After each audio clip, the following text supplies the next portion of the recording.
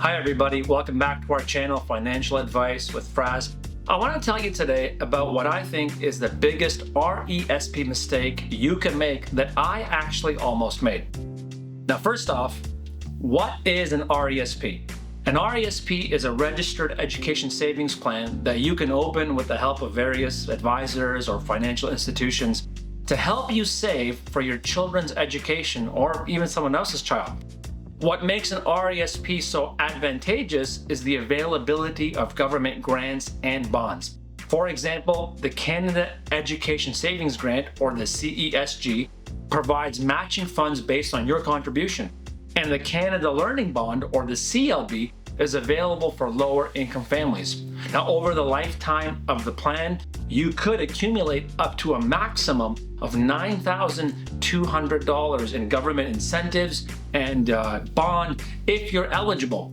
Now that is separated into $7,200 in grants and $2,000 in bonds. Now there are obviously rules such as contribution limits as it relates to how much grant you can get in 1 year. There are rules around how much bond you receive as well as bond eligibility.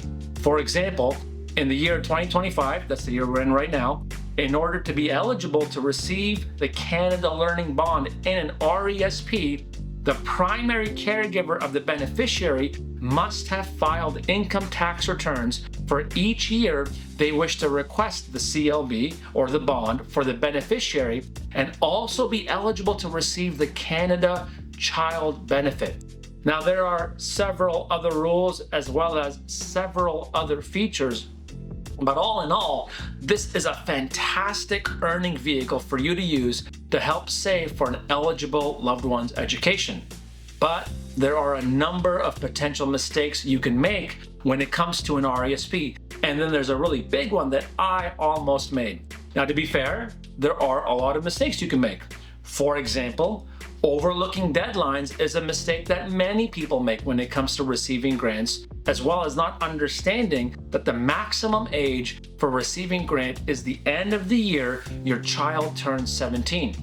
There are contribution rules that you and your advisor need to be aware of, such as the lifetime limit of $50,000 per beneficiary, and that exceeding this limit can actually lead to penalties. Another mistake is not maximizing the government grant. The CESG matches 20% of the first $2,500 contributed annually up to the lifetime max of $7,200 as of 2025.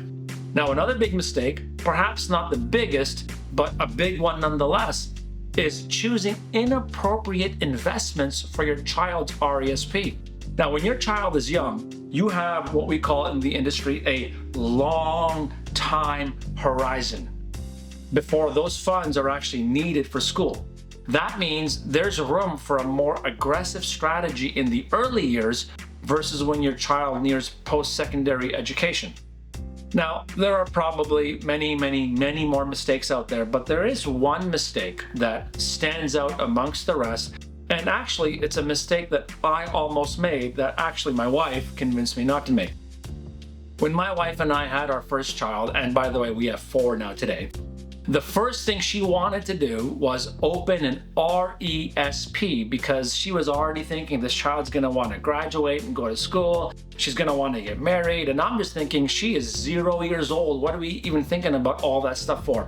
And the truth is, we didn't have a whole lot of money at the time. My wife wasn't working.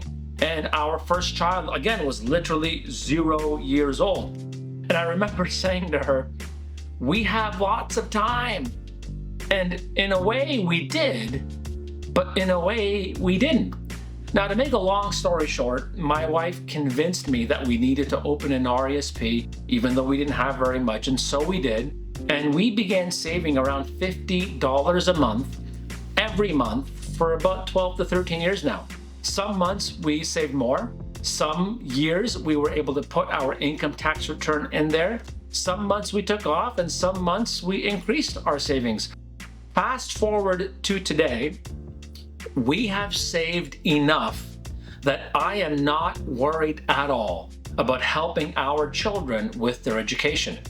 Starting early gave us the advantage of time and the power of compound growth. And what I learned by avoiding this mistake is that even waiting a few years, can significantly reduce the growth potential of your portfolio. You cannot make up for lost time when it comes to compound interest. And truthfully, I'm not worried today, not because I'm some rich dad, I wish I was, but I'm not worried because I avoided, actually my wife helped me avoid what I consider the biggest mistake, and that's procrastination.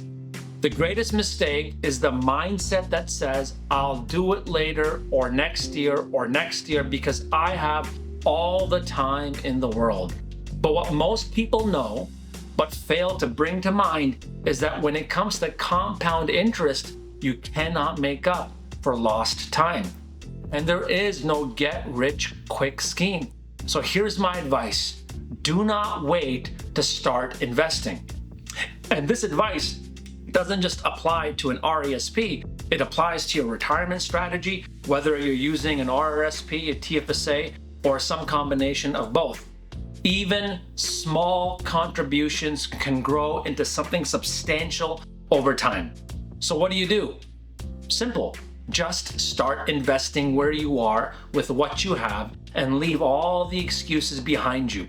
Mark Twain said, "The secret of getting ahead is getting started." So if you're interested in starting an education savings plan, or maybe you just have more questions, my contact details are in the bio below, and I'd love to connect with you. Until next time, take care and happy investing.